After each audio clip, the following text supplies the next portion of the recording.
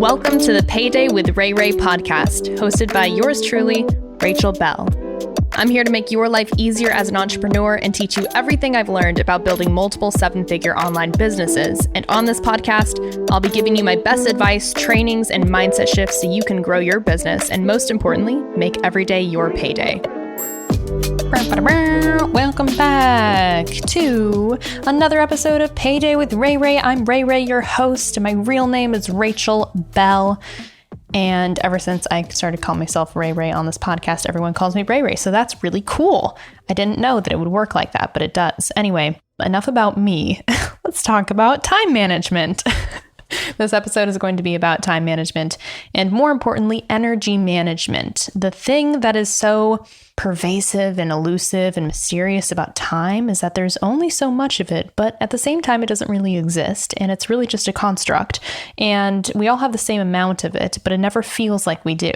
And you've heard the famous quote, everyone has the same 24 hours in a day. You have the same 24 hours in a day as Oprah Winfrey and Dr. Phil and Kim Kardashian and the president and everyone, and they get so much done. So what's holding you back? And it's really not that simple. Like, I'm done rolling my eyes at that quote because we often don't take into account the amount of delegation and resources that a lot of other people have that maybe you currently don't have. And the reason why I wanted to cover this episode, and the reason why I'm so excited to cover this episode and all of the little nitty-gritty things within time and energy management, is because I know what it's like to be busy out of your mind, wanting to be more productive, but not having the energy or the zoomed out perspective to understand what needs to go, what needs to stay, and what you need to double down on in order to make the most out of these small windows of time that you have available to you. So a lot of you guys listening, I know that you are busy. I'm busy, you're busy, we're all busy, and that's never going to change. I mean, think back to a time when you weren't busy. Oh yeah, second grade. We all have a lot of stuff going on in our lives, and everyone's difficult is difficult. So no matter if you have, 16 hours of free time per day, you probably still don't feel like you have enough time. If you have only an hour of free time per day, still probably doesn't feel like you have enough time. But the thing about time is that we always wish that we had more, and that's never going to happen. We're never going to have more time. But what we can do is we can optimize, we can delegate, we can understand how to better utilize our energy output in order to make the most out of the time we spend so that we can spend our time doing things that we actually want to be doing, or things that are going to move the needle in our businesses and in our lives and in our relationships. So time is a very important thing to talk about. And the funny thing about that statement is that we're really not going to talk that much about time in this episode. Instead, we are going to talk about what really matters within time is your energy levels. And the thing that I want to make very, very clear before we dive into who's sponsoring this episode is that time is not the real issue here. Any one of you can go right now and look at your to-do list and schedule it out in your Google Calendar. I'm not going to tell you to do shit like that in this episode because that's basic and it's simple and you already know that you should be doing that, right? But the real issue here is when that time rolls around where that thing pings up on your calendar and it's like, oh, it's time to batch some content, or, oh, it's time to do some sales call training, or, oh, it's time to do that really important thing that you don't want to do. It's really more a conversation around energy. Do you have the energy to expend in that regard? Do you feel energy rich and excited and ready to tackle the day? Or do you feel drained and exhausted and overwhelmed? Most of you listening, if you are on this entrepreneurial journey, and if you're anything like me when I first started and juggling a almost full-time job and multiple side gigs, plus trying to start my own business, plus trying to create content, plus trying to create a personal brand, plus trying to grow my audience, plus trying to manage a relationship, plus trying to have a social life, plus trying to stay in contact with my friends and family, plus, you're overwhelmed, you're exhausted, you're drained. So how can we make it all work? How can we do it all, be it all, have it all? Well, you can't have it all, be it all, do it all at one time. You can have it all, but one thing at a time. So I'm excited to dive into time management. Before we do that, I want to introduce you to a new thing that I am doing right now, which is texting. And this is not, I've been texting since I was like 13, but I'm texting you guys. And I got involved with this really, really cool app called Community. And I'm testing it out. And what I want to do is I want to text you. So I have a number now that you can directly text me, and a lot of people text it. Their first text is this really Rachel? And yes, it's really me. Like, I'm the only person in this account texting you guys back right now. So I would really love for you to hit me up and tell me what you think about this episode. I'll be sending out really, really exclusive updates through that text line, and I'll be able to chat with you one-on-one if you have any questions about the podcast episodes or about your business, or you just want to shoot the shit. I'm there. So this is also a really great way to ask any questions if you're curious about Online Coach Accelerator, which we are opening up in June of 2020. So if you've been wanting to grow your online coaching business, definitely go to www.onlinecoachaccelerator.com, because this is the #1 business mentorship program for online coaches who want to learn how to build a 6-figure business using social media. So if you have any questions about that, or you want to just chat, you can go ahead and text me. My number is 858-264-3540. That's 858-264-3540. And if you can come up with a jingle about my number or a rhyme, I will send you an amazing GIF in return. So there's a lot to look forward to there. But seriously, text me, let me know what's up. I'm just giving that number out, and I have a lot of conversations going, and I try to reply daily. So yeah, hit me up. Let me know what's going on. And then let's dive back into the content of this episode. I just want to again mention that we are opening up OCA in June. So if you have been wanting to join, or you have some questions about what is involved in the program and how much time it takes and all the other details that you might be curious about, go ahead and text me. And if you want to get more information and look at some of the success stories or some of the curriculum inside of OCA, go ahead and go to www.onlinecoachaccelerator.com. And we are finished with the sponsorship portion of this episode. Yay! Let's move on to time and energy management. Okay, as I mentioned at the front end of this episode, time and energy are both things that are imaginary, but energy directly affects the amount of time that we feel we have or don't have. So really, when we're talking about time management, what the conversation really needs to be oriented to is, how are you managing your energy? How are you staying fueled, enthusiastic, and forward-facing during the day so that you're not getting drained, overwhelmed, or overstimulated by distractions? So distractions, context switching, all these things that take our focus away from what's actually on our desk at this very moment is the main thing that drains us. So if you have your notifications on, turn them all off. And there are going to be some people who are like, fuck yeah, that feels so good. And some people who are like, but I'm going to miss out on things. If you are in the second camp of people who feel like you're going to miss out on things or miss notifications that are important, I want to remind you how important it is to control your tech, not let your tech control you. So if you are at the mercy of your phone telling you when and at what times you need to be in an app, you're on the losing end of using tech. You need to be the one to decide when it's time to go into every single app that you use and use it efficiently. So that's why I don't have any notifications on, with the exception of very crucial updates from Slack, where I talk to my important internal team. So if they need something from me in the moment, then those are the only notifications that I get, but I don't get push notifications for anything else, not Instagram, not text, not anything. I decide when it's time to use that app and when it's time to respond, and I allocate that time to when I have the energy to do so. So if you are at the mercy of your phone or your iPad or your computer telling you when to respond to a message or something like that, let me just tell you, even just seeing the notification inserts a context switch into your brain, which depletes you of energy. At the end of the day, if you're getting anywhere from 50 to 60 notifications a day just from different apps or different email notifications or text messages or something like that, even if it's as small as 10 notifications a day, which I think is the average of notifications that people get, you are on the losing end of making the most out of your time and your energy. So that's a little side note, but I want to, again, reorient this conversation to be about energy. And in this episode, we are going to cover a couple crucial things so that you can understand how to better use your energy and how to use your mind to get things done, and most importantly, your being and the way that you show up in your body. So you have your energetic blueprint, which includes 4 pillars of your energetic blueprint. There is the maker versus manager complex. So we're going to decide what fuels you and what drains you and how to allocate those tasks according to when your peak time is during the day.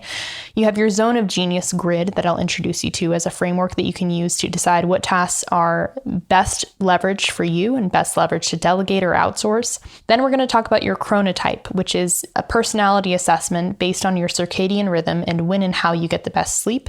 And then we're going to talk about a fourth pillar, which is only relevant for women. But if you are a man listening to this and you want to better understand how to support a woman in your life or women in general on this planet and how they can be more productive, you're going to want to listen closely to this portion of the episode, which is about how to use your cycle to best produce the results that you want.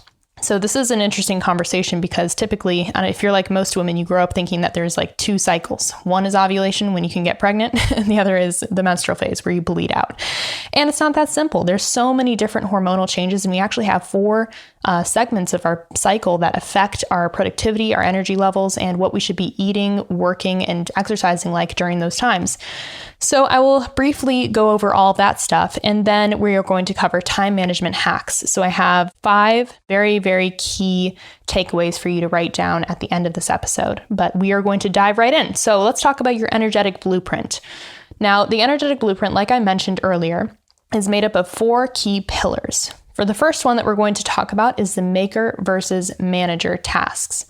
Now, when it comes to your to-do list, and when you look at your to-do list, I want you to first identify which one of these objects are projects and which one of these are tasks. So typically, people do to-do lists all the wrong ways to literally set themselves up for overwhelm and lack of energy and a total drain. So if you look at your to-do list and if something on your to-do list says, send out 5 emails, great, that's a task. But if it says set up new website, that is a project because underneath set up new website, of course, there are so many different little tasks that fall underneath that category, such as getting your domain, setting up the website URL redirection, setting up your homepage, setting up your navigation, setting up the graphics, setting up the copy, setting up the pictures, setting up everything, setting up the call to actions, the links, testing everything. Like there are so many different little steps within that project that if you just put set up website on your to-do list, that thing's going to be on your to-do list every single day for the next month, and you're never going to be able to click it off as done. So what I want you to do instead is with your projects, distinguish what within your projects are actual tasks and make sure that only tasks are on your to-do list. And then once you've done that, then you're going to categorize them into one of 2 categories. One of them is the maker tasks and one of them is the manager tasks. Now they are very different because one of them requires your creative power and one of them just requires your admin power, your administrative abilities to get things done, check it off the to-do list, and it's really just things that keep the business going. So when it comes to maker tasks, these are things that require your creativity and require you to show up and move the needle in your business. So these are requiring your personal energy, your imagination, your creative power, things like showing up on Instagram stories, creating content, creating copy, taking pictures, whatever it is that needs to move the needle in your business so that you can continue to show up, those fall under maker tasks. So if it's you showing up and running the business and making it move forward, that's a maker task. Same goes for visioning and planning and things like that require your imagination and foresight.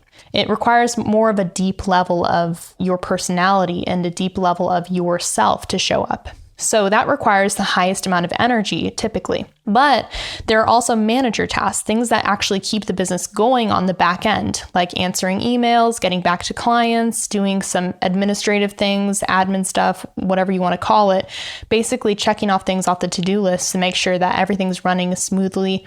And this is stuff that eventually you would outsource to someone who can do it for you, like a VA, a virtual assistant, or another team member who can take things off your plate. But the maker tasks are typically things that are you, things that you need to show up to do. So when you are looking at your to-do list and you're trying to figure out what is in the maker task category versus the manager task category, you want to divide these up in terms of what gives you energy and what drains your energy. If you're like most online coaches who have a personal brand, showing up and being in the maker task category gives you energy. And if you could just have a whole day designed and just completely dedicated to showing up and being creative and making Instagram stories and doing all that stuff, you'd probably feel alleviated and relieved, and you'd be like, oh, I have so much room to breathe. Like if I just had a whole day designed to create, I would feel so good. All I want to do is create. If that's you and you resonate with that, then what you want to do is make sure that all of your maker tasks are on the front end of each day. Or you want to go ahead and theme each day according to if it's maker task day or manager task day. And this is the best productivity and time or energy management hack that I can recommend for those of you who are intrinsically makers, people who are fueled by the maker tasks. So if that gives you energy to feel like you would have a whole day just to create, then go ahead and theme out your days and set yourself up for success so that you can have sustained energy and enthusiasm to do those things. Now, for the manager tasks, if you know that those drain you and they kind of take up more brain power, but it doesn't require you to have your hair and makeup done, or it doesn't require you to really show up and be happy and enthusiastic, then make sure that you're taking care of those as well, but at a time of the day where your energy doesn't matter as much. You can just sit down, be disciplined, and get it done. So for me, that's in the evenings. That is in certain days of the week. I just dedicate completely to manager tasks and checking things off the box, making sure that the business is running smoothly, reviewing things, etc.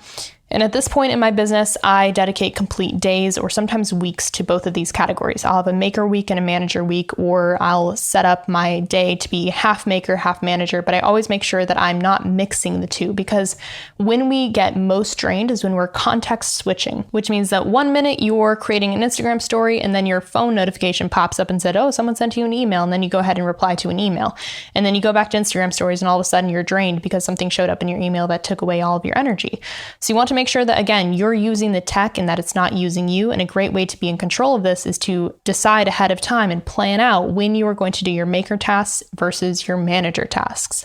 A great way to forecast this is to sit down on a Sunday night before your work week begins and plan it out ahead of time so that you know exactly what you're doing on what days, and you can just breeze through the day doing what you love, or make sure that you know when you're going to have to do the things that drain you or don't give you as much energy.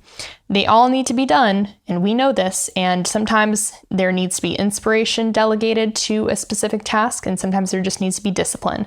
So set yourself up for success by understanding the difference between those two categories. The next pillar of your energetic blueprint is going to be your zone of genius. So if you have a piece of paper out in front of you, I would love for you to go ahead and draw a line down the center of the paper going horizontally. Okay, so to the side from left to right, and then draw another line going vertically from top to bottom over that line. So you should have just a grid with 4 quadrants. Okay, so I want you to imagine that in the top left quadrant, you have things that you love doing and that you are amazing at doing. Okay, this is your zone of genius, things that you love doing and that you fucking rock at. And then to the right of that category, on the top right quadrant, you're going to have things that you like doing and that you're good at. So things that you can get done, you're good at it, and you like doing it. Okay, so put that quadrant right there, like and good at. And then going down and to the left, in the left bottom hand quadrant, you are going to say things that you don't like doing, but that you're good at. So you don't like doing it, but you're good at it. This is what we call the soul-sucking category. It's like, I'm so good at setting up websites, but I fucking hate it. That's where that task would go, in that category. And then shifting over to the right, on the bottom right-hand category, you have things that you don't like doing and that you are not good at. Okay? So when it comes to deciding what you can delegate and what really needs to be off your plate as soon as possible versus what you can keep on your plate for a longer amount of time, what I want you to do is figure out what you're doing on a daily, monthly, and weekly basis, and divide up all those tasks and projects into those 4 categories. So again, going from top left all the way to the right, bottom left to the right, we're going to have in those categories on the top left, things that you love doing and that you are great at. That's your zone of genius, the things that you could just be in that mode all the time and your business would thrive. And then to the right of that, you have things that you like doing that you're good at. They're just kind of like, yeah, I'll do it and I'm good at it. Like, I don't really mind. And then the bottom left-hand quadrant will say things that you don't like doing, but that you're good at. And then again, to the right, you have things that you don't like doing and that you're not good at. So when you are dividing up your tasks and your projects into these 4 quadrants, it will become very clear what you should delegate and outsource the first thing. Like what the first thing should be that you should get off your plate as soon as you have the resources or the ability to allocate these projects and tasks to someone else. And you would be surprised how available help is. You can take on an intern, you can hire a VA for any amount of money that you really can allocate to someone else, taking things off your plate. And a great way to look for talent is going to a place like Upwork.com to look for your first virtual assistant, or if you have the need to hire someone, search within your own audience or your student base to find out where the best talent is going to come from. And the first thing that you need to outsource first and foremost are the things in that bottom right-hand quadrant, things that you do not like doing and things that you are not good at. Because the truth is, the longer you keep doing things like that, the more you are holding back your own growth. Now, is it necessary to learn how to do everything in your business? Yes. I'm so glad that I bootstrapped everything in my business and that I understand exactly how to work all of the operations. I know exactly what my team is always doing. I know exactly how every system works. And the only reason I know that stuff is because I did not start with a budget to hire people. I did not start with a team. It was me, myself, and I doing everything for years. So I'm grateful for that experience. Now, my best recommendation to delegation and outsourcing in this regard is to make sure that you are understanding how it needs to get done and that you have some experience understanding how to work it and how to make sure that you can get in there without necessary external help, but delegate it if it's an ongoing recurring task, because you don't need to do that if you're not good at it and you don't enjoy doing it.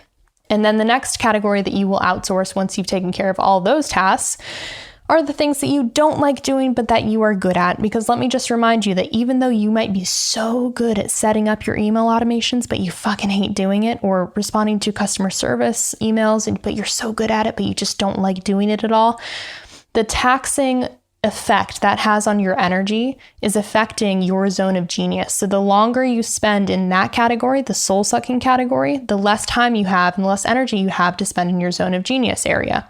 So no matter how good you are at that stuff, just remember that you not being enthusiastic about that job automatically deflates your ability to perform in that category. So don't be like me. I tricked myself into thinking that nobody could replace me in so many different areas of my business. And I've had to put my ego aside many more times than I'd like to admit to make sure that I could hire a team to take almost everything off of my plate so that I could live, breathe, and contribute from my zone of genius only. But you'll never get there if you keep telling yourself this narrative that you're the only person who can do it right. So stop telling yourself that narrative and hire someone to go ahead and do that for you. And if you cannot yet hire someone, or you're looking for a more streamlined way to get things done, I'll go over a time management hack for you in just a moment. But that is your zone of genius grid, something that you can go ahead and put all of your tasks into on a monthly, weekly, and daily basis, and understand what is going to give you the most energy and what's the highest leverage place for you to show up versus what's really costing you to show up in that category. And then you have a very clear picture as to how you want to grow the business and how you want to delegate things moving forward. And then the third pillar in your energetic blueprint is chronotypes. So you might be asking yourself, what is a chronotype? And I'm about to tell you. This concept comes from Michael Bruce, who is a doctor. I'm not sure, but he has done a lot of extensive research into how to master your biological clock, because everyone has a different biological clock ticking away on the inside of their brain. So it's very common for people to insinuate that they are a morning person or not a morning person, or they're a night owl, etc. And the reason is your body has been programmed to function much better at certain times of the day than others. And this is based on a lot of different factors.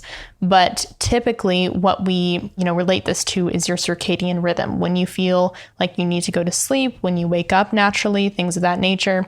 So it's important to know your chronotype and to work with your body's natural clock, your body clock, as some people would say, rather than against it. Not forcing yourself to be a morning person if you're not a morning person, or a night person if you're not a night person.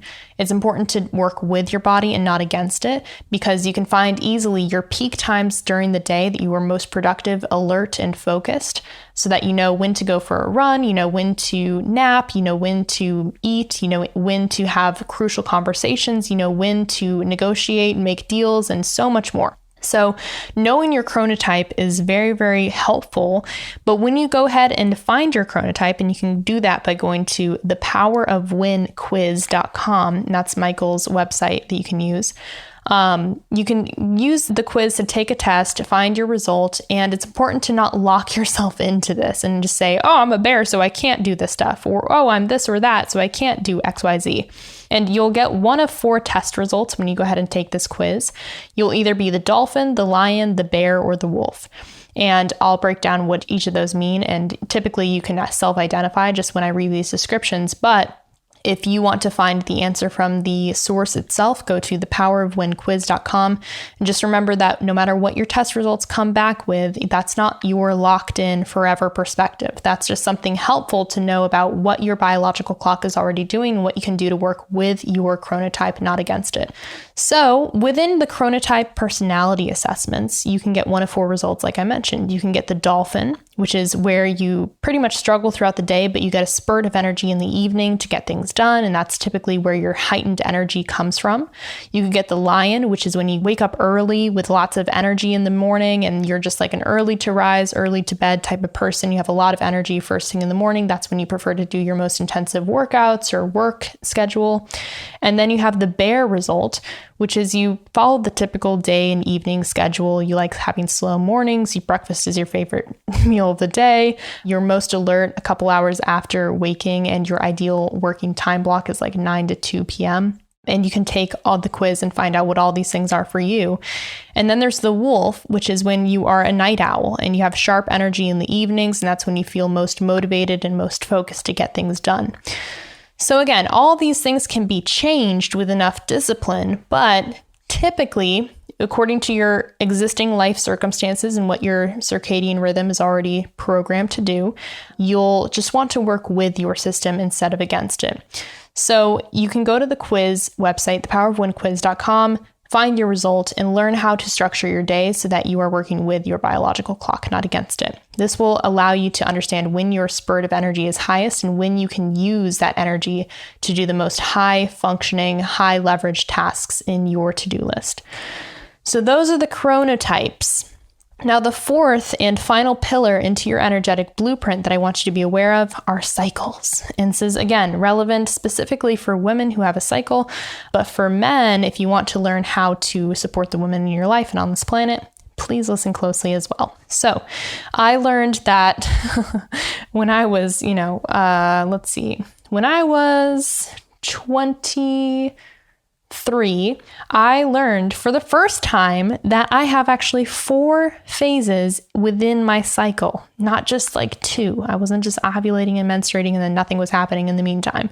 I was very, very shocked to learn this because I didn't learn it in school. Nobody told me about this stuff. And I actually learned it from a book called Woman Code by Alyssa Vici, which I highly, highly recommend. She goes into so much detail about the functions of our organs and our hormones and how to eat, exercise, and work to enhance our fertility and our energy and our adrenals and everything that, adds into our fatigue or energy-rich state. So I learned a lot through that book, and I just wanted to give you guys some cliff notes on what I learned about the cycles through that book of how we can structure our months to stack the work in where it needs to be so that we are able to show up in the way that best works with our body. So when it comes to the cycles, we have the most popular phase, which is the menstrual phase. Maybe not the most popular, but the most well-known. This is typically when we have the lowest energy.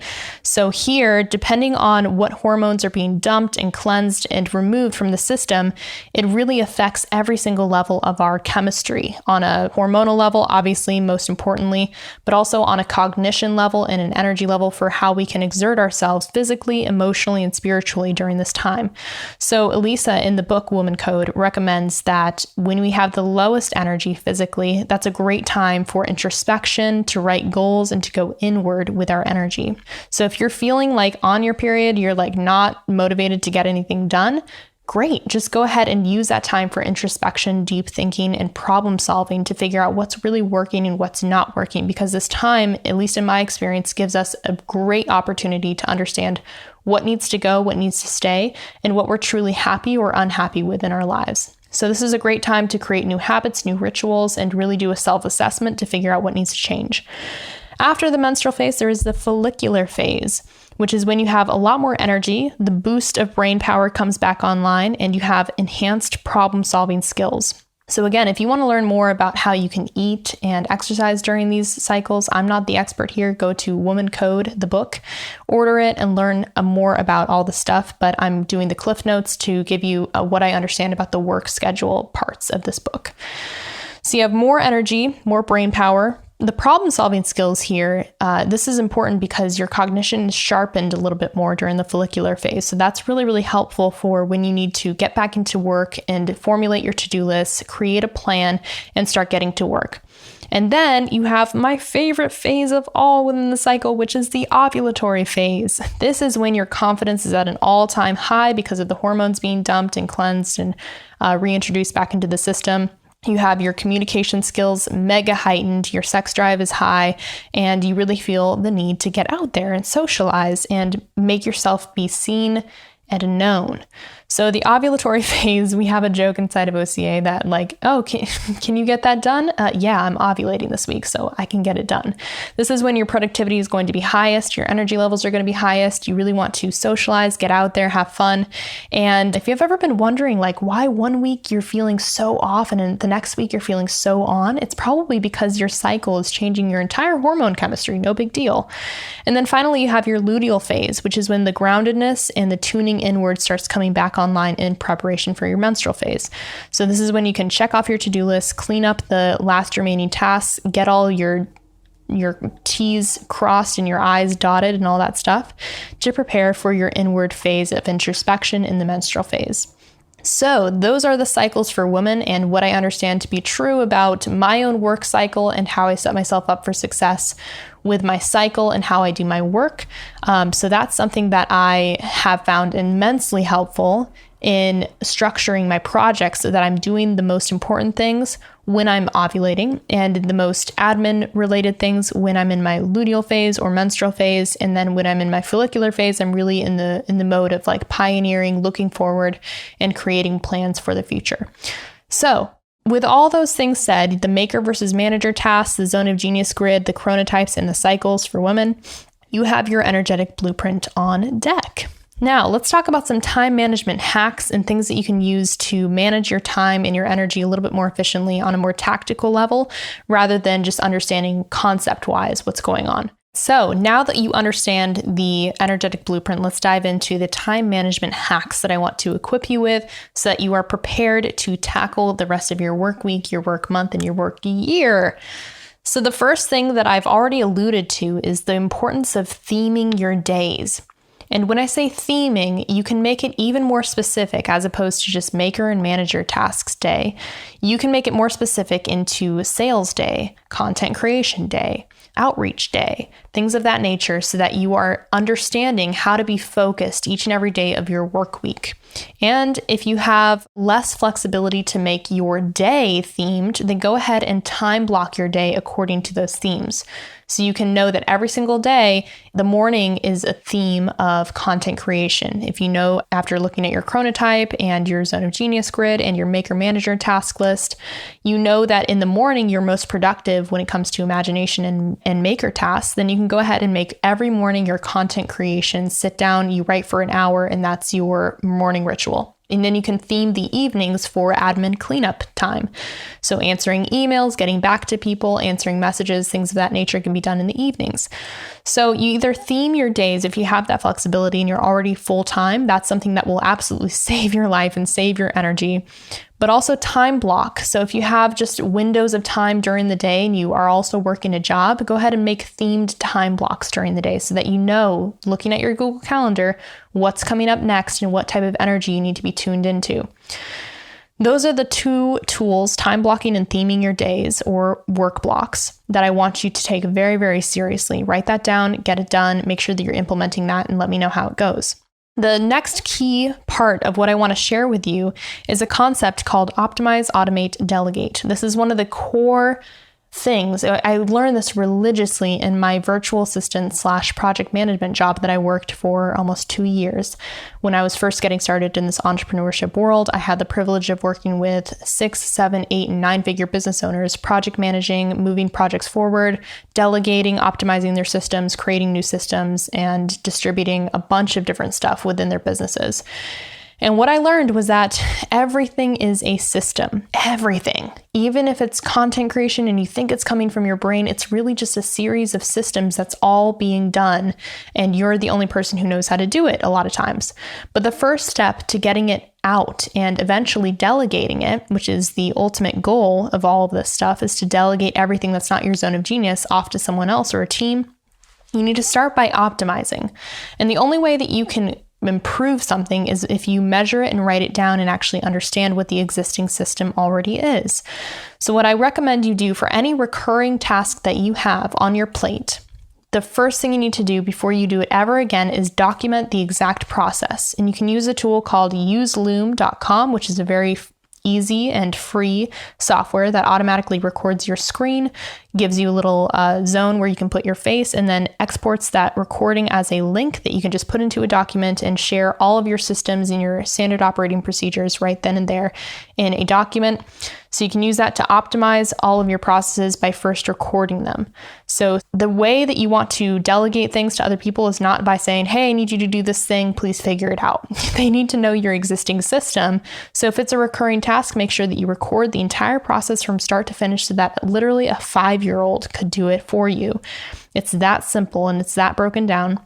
And then you want to look for any redundancies or opportunities to optimize that system. Maybe you're repeating some steps. Maybe there's some unnecessary work being done in there. Maybe your system is just not clean and clear and it's not really giving you what you want out of it. So then take time to optimize that system and get clear about what needs to be fixed. Okay, so that's the only way that you can start optimizing systems within your business and your time within your business is by first recording what's already going on. Another tool that you can use to track your time and the time of your team, and this is something that we use internally all the time, is a website called Toggl.com. That's Toggl.com. And this allows you to track every single minute, every single second that you spend on specific tasks. So not only do you want to document all of the systems that you use or the tasks that you do on a recurring basis, you want to also track your time to figure out how much time is being spent by you or other people on your team to get these things done so that you can further understand how to optimize it. And once you've optimized things, the next step to move on to is automation. When it comes to automation, there's a lot of ways to do everything. You can schedule out email automations, like simple things like that. You can schedule out content posts. You can schedule a lot of things out, and that is kind of technically automation, but there's so much more magic that you can tap into by using softwares that are very cheap or even free, like Zapier.com, Zapier.com. This is something that, again, we use internally to automate basically every single process that we have in our business. We also use Airtable.com to let Zapier tie different systems together so that we can automate processes that wouldn't normally be able to be automated. So a lot of times people just look within the software that they are currently working with and they're like, oh, Kajabi, my course platform, won't let me automatically do XYZ. But what you don't understand is that Zapier is an open API format, which means that you can hook up Kajabi to another software and make them talk to each other. So when something happens within Kajabi, let's say that a new student enrolls and gets added to the membership area, you can have Zapier talk to Stripe, which is your payment processor, to send out an invoice or to send out a welcome email or to send out something to another person or send a receipt to them. You can automate all of these things, but what I would recommend you do to familiarize yourself with the possibilities is go to Zapier.com, go to Airtable.com, take their tutorials and figure out how you can streamline and automate a lot of the things that you're doing manually right now. And between these two steps, optimizing and automating, a lot of you guys, especially if you have a coaching business, you won't need to delegate until you're in year 3 or 4 of your business, which is insane. But seriously, automation can do so much for you, and it's highly under leveraged because people simply don't explore the capabilities of these softwares. And then once you've automated things, then you can go ahead and delegate whatever is remaining. So if you notice that, hey, I've optimized, I've automated everything else, and I've delegated or I haven't delegated anything yet, then whatever's still on that zone of genius grid that you can't optimize and you can't automate any further, you go ahead and delegate that step to someone. And at that point in your optimizing journey, it will be a very simple step. It'll be like just pressing a couple buttons here and there at a specific time, and boom, it's done. So the leverage that you can have from hiring someone goes from, 0 to hero, because you're able to just maximize the time that they are spending in your business, maximize your time, and of course, maximize your energy, which is the most important part of this whole entire conversation. So that is your crash course into time management and energy management. So if that was helpful for you, let me know. And again, I would love to invite you to text me, share your thoughts about this episode, and make contact. Again, my number is 858-264-3540. This number works for numbers that are in the US. They're hoping to roll out more flexibility to get me talking to international people. So hopefully that happens soon, but hit me up. Let's chat. And until next week, I hope that you guys are getting out there, getting paid, and living your best life. I am cheering you on. I'm always in your corner, always happy to chat and support you however I can. So if you ever have requests for podcast episodes, send them over to me on Instagram or on text, and I'd be happy to take those into consideration, add them to my to-do list, enter my makers category. All right, I'll see you next week. Have a great time, guys, and I'll see you next payday. I hope you enjoyed this episode, and if you did find it super valuable, you just want to share it with the world, make sure you screenshot, post, and tag me on Instagram so I can stalk your profile and we can connect more. And to get notified on the next episode here on Payday, go ahead and subscribe to the podcast on iTunes so you never miss a beat. Get out there, secure the bag, and I will see you next payday.